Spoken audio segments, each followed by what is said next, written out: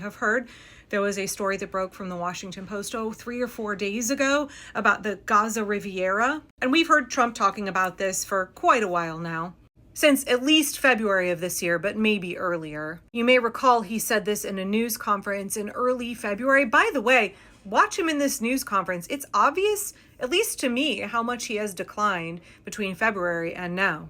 I think you'll make that into an international, unbelievable place. I think the potential in the Gaza Strip is unbelievable.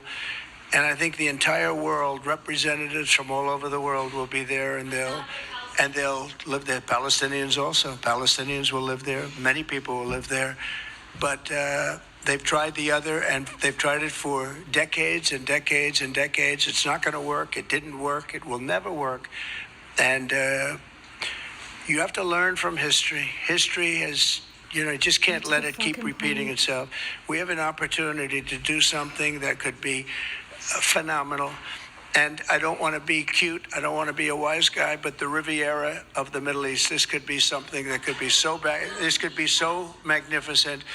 But more importantly than that is the people that have been absolutely destroyed that live there now can live in peace in a much better situation, because they're living in hell. And those people will now be able to live in peace. We'll make sure that it's done world class. It'll be wonderful for the people. Palestinians mostly we're talking about.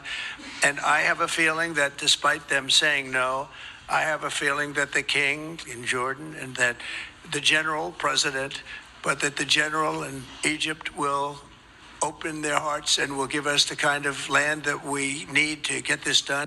Right, all of that rambling nonsense. Again, do you see how much he's declined since February?